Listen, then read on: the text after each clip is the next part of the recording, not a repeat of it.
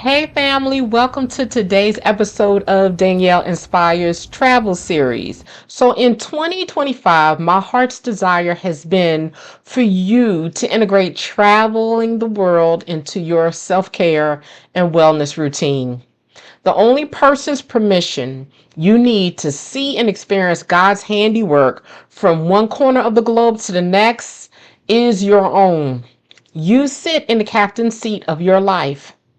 Where will you go? What adventures and lifetime experiences do you have planned? If you're watching this video and you're an able bodied person, let me say that tomorrow is not promised to you. You have today to work on building a life worth living. And today's episode will ignite your passions and get you started living your dreams. Be sure to hit that like button, subscribe to my channel, and click the alert button so that you stay engaged and inspired to live your dreams out loud. Today's episode is titled 30 Days of Living My Dreams in France, Part 1, Le Grande-Motte and Nice. I fell in love with French, the language of love, as a young girl on a visit to Canada. My grandmother worked for a wealthy family in Quebec as a private duty nurse, and we went to visit her for a week or so one summer. The maid who made breakfast for my siblings and me spoke to us in French and English, and I was hooked on French from that time forward. I wanted to be fluent in French, but all my classes from middle school through college never helped me cross that threshold to fluency. In my 30s, I started dreaming about living in France for an extended period to really gain fluency and immerse myself in French culture. Once I hit my 50s, I thought, girl, the clock is ticking, and not visiting France would be a major regret. When I turned 54, I realized two things were holding me back from living my dreams. Number one, my job, and number two, my approach to living my dreams. In 2024, I quit my job and changed my approach. My approach was wrong because I was trying to make everything happen all at once. A dream is built brick by brick, not all at once, which meant that my first visit to France didn't have to be for 1 year. You could start with just 1 month. I wonder, what obstacles are you facing in bringing your dreams to life? And instead of just allowing yourself to be stuck and making no progress at all, list those obstacles in writing and tackle them one by one. Not all at once. If you need help devising winning solutions to overcome the obstacles standing between you and your best self, don't hesitate to contact me. My information is on the screen. Now, I can't pack 30 days of living in France into one video, so expect more videos to come. Planning my trip to France began with finding a French language school to attend in the south of France for at least 3 weeks. I found the perfect school for me called Institut Linguistic Adenet, ILE for short, located in Montpellier, France. Here's a map so you can get an idea of its location. I signed up for a 3-week beginner French language course and boarding with a French family in walking distance of ILE. I also paid for breakfast and dinner with my host family to lock in on authentic local French cuisine. After receiving confirmation that all was well with ILE, I started to think about other places to visit in France beyond Montpellier. Let's skip past the planning phase to day 1 of travel. I love flying out of and into my local airport because it's small and never busy. From parking to checking in and out and navigating the airport, it is always fast and easy. I've traveled all times of day and the experience has always been fast and pleasant. My transfer was in Atlanta through the international terminal. And I'll admit that words like international, embarkation, and in-flight meals make me feel fancy. I got butterflies in my stomach boarding the plane and preparing for takeoff. My heart raced along with the wheels of the plane and really took flight once we headed into the night sky and towards my furthest dreams. I was like, God, I can't even believe I'm doing this. And thank you for walking me on this journey. My flight headed to Paris for my connecting flight to Montpellier, and it was fun being able to track the plane's flight pattern from Atlanta to Paris. Our flight included dinner, breakfast, and snacks. I don't have footage of what I had for dinner because I think I was too excited when the three-course meal all arrived at once. However, when breakfast came, I was ready to record those details for you and me. When we landed at Charles de Gaulle à Paris, that is in Paris, I had very little time to navigate to my connecting flight. But since my flight back to the US departed from Paris, I knew there would be time later to enjoy the airport. I hustled to my gate as quickly as possible, and I was a little thrown off because the gate had the look and feel of a bus terminal, because it was basically a bus terminal transporting passengers to their plane. The bus ride to my connecting flight felt like a trip through a small city, and it was interesting hearing French instead of English all around me. I even felt tickled hearing little kids speaking French fluently, knowing that I wasn't even at their level of fluency after many years of French classes. As far as flying goes, Montpellier Airport was my final destination.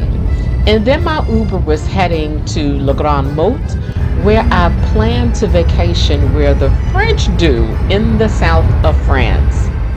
Le Grande-Motte is a seaside resort town which provides the ultimate peaceful escape. With its unique Martinist architecture, sandy beaches, and relaxing seaside vibes, Le Grande-Motte is an ideal place to slow down, practice mindfulness, and enjoy the tranquility of the coast. I stayed at Hotel Europe, which is a quaint hotel and was probably the best of all the hotels I stayed at in France in terms of size and amenities. In general, hotels in France and Europe are small in comparison to the US. Many of them are older buildings without elevators, and some of them are pre-existing buildings retrofitted to include bathrooms in each room. Hotel Europe does not have an elevator, but it has a nice balcony off the rooms with patio furniture, a pool, bar, and breakfast buffet for an additional fee. I ate breakfast there once and it was really good with plenty of appetizing options. The French are content to have a baguette and coffee for breakfast, and in the US, during the work week, we might have the equivalent, like a bagel and coffee. However, on weekends, when we are on vacation, folks from the US want sausage, eggs, bacon, fresh fruit, pancakes, grits, and the like. When we go to a restaurant for breakfast, we want a big breakfast. We want more than a croissant, which I got tired of eating really quickly in France. Although Le Grande-Motte is touristy, they don't cater to, I'll say they really don't cater that much to foreign tourists, as do places like Paris and Nice. Many French citizens vacation here, and I mostly heard tourists speaking in French, and I seldom heard any other languages spoken. I knew enough French to order breakfast and lunch. Dinner was a bit of a rude awakening for me. Very few of its restaurants offer continuous service between lunch and dinner dinner didn't start until 6 p.m. If you find yourself wanting a meal between 2 p.m. and around 6 p.m., you can make your way to the grocery store, which is what I did in Le Grande-Motte every night because I'm used to eating at 4:30. So around 4:30 p.m., most of the restaurants on the boardwalks were packed with patrons for cocktails, and it took me a minute to figure out that they were there drinking and not eating. Other than that, I enjoyed touring this unique seaside resort located on the southern coast of France, renowned for its striking modernist architecture and beautiful beaches. The town is famous for its pyramid-shaped buildings designed by architect Jean Balladur in the 1960s, which gives the area a futuristic and distinctive look. Visitors can enjoy a variety of activities, from relaxing on the sandy beaches to exploring the numerous parks, marinas, and seaside promenades. The Mediterranean climate really makes it an ideal destination for year-round outdoor activities, including cycling, sailing, and windsurfing. After 4 days of fun in the sun, it was time to make my way from La Grande-Motte to Montpellier and settle in with my host family before school started. My host family lived in a beautiful, spacious three-floor townhouse. They have guest rooms on the second and third floor. The third floor has two guest bedrooms with a cozy den and a nice balcony overlooking the backyard. My floor mate was from Brazil and was studying at a different French language school other than ELA. We bonded immediately and had lots of good conversation and loads of fun hanging out in Montpellier. My first day of school was on the day after arriving into town, and I suddenly realized that I was a formal student again after many years of being away from an institutional learning environment. After a week and a half, I was done with the academic bureaucracy and rigor, not to the school's discredit though.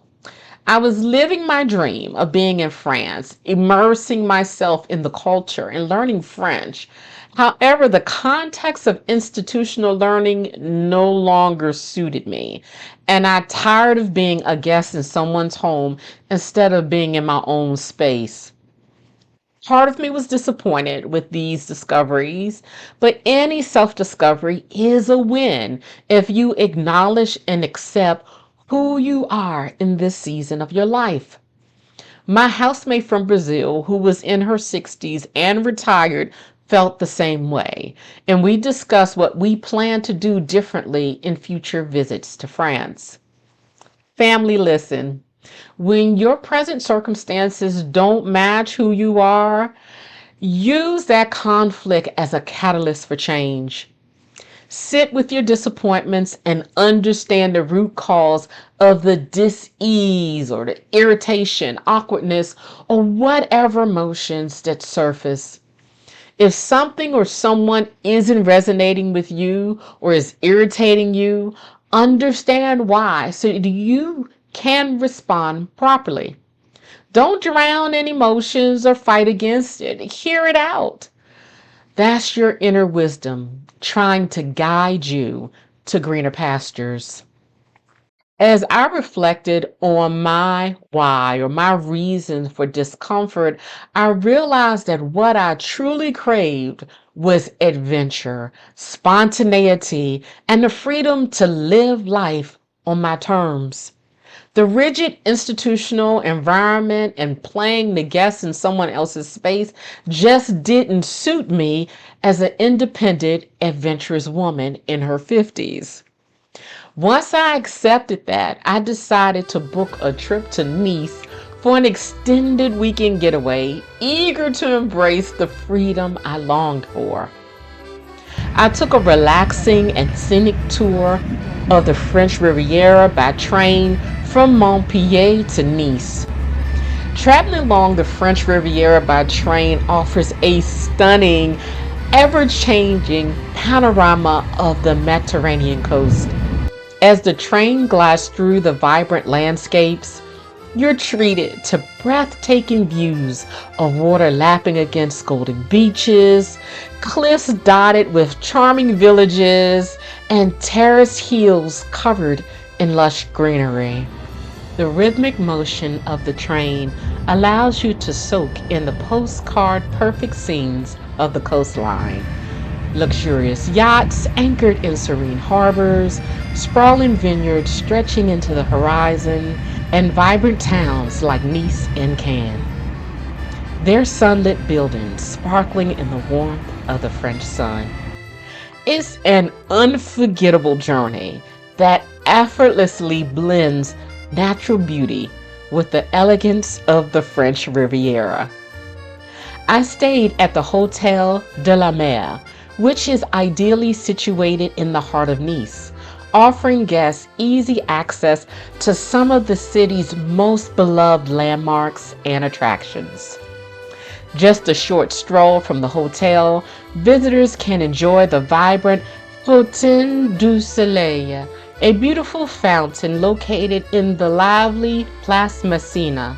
Surrounded by elegant arcades and stunning architecture, the fountain is an iconic symbol of the city and a popular meeting spot for both locals and tourists.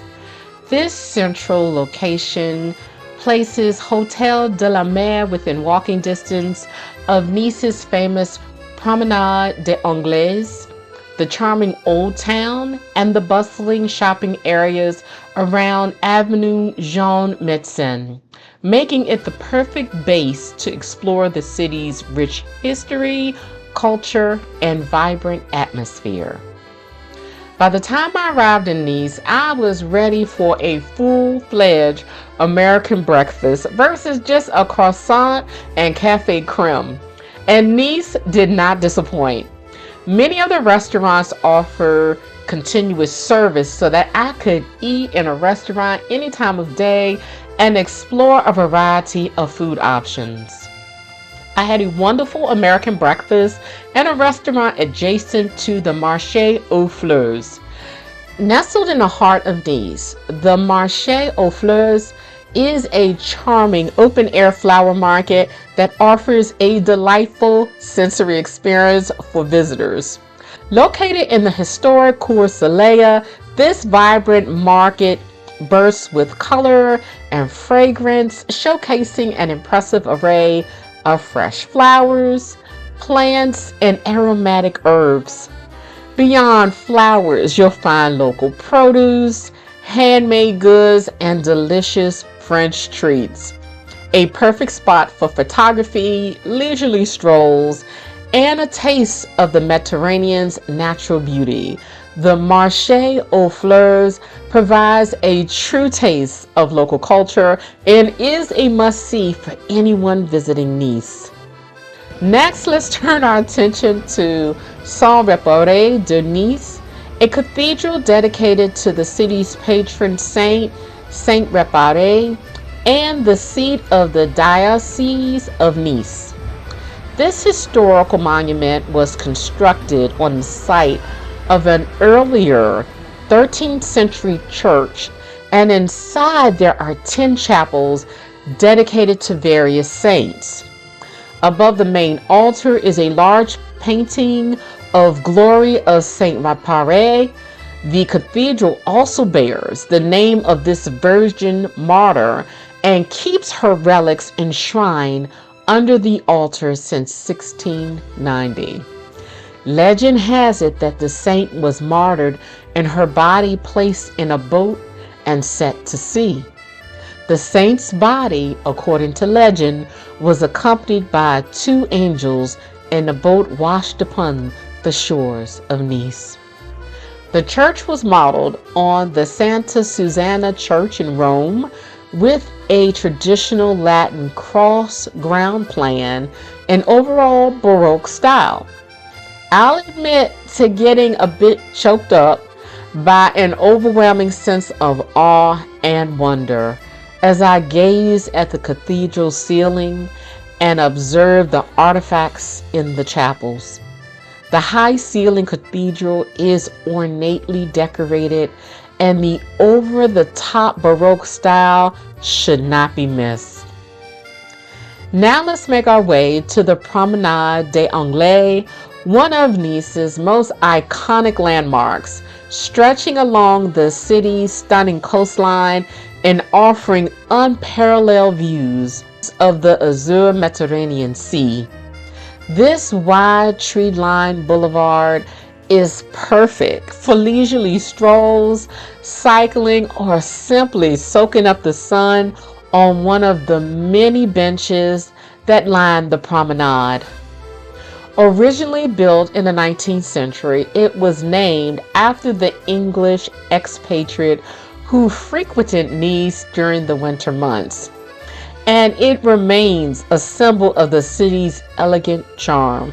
Visitors can enjoy the blend of historic architecture, luxury hotels, and the refreshing sea breeze, making it an ideal spot to relax while watching the world go by. Beyond its scenic beauty, the Promenade des Anglais is a hub of activity and culture.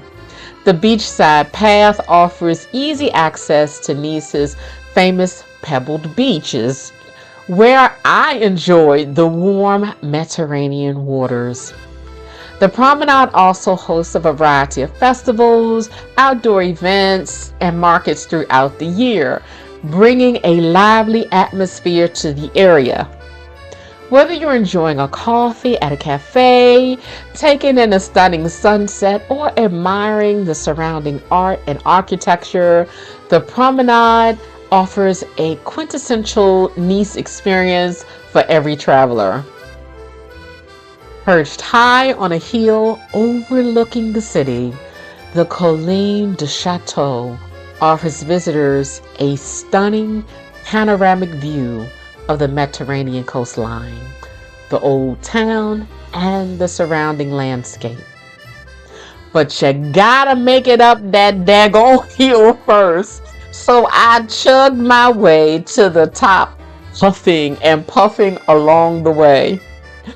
Although the medieval castle that once stood here no longer exists, the hill is still a must-see for its natural beauty and historic significance.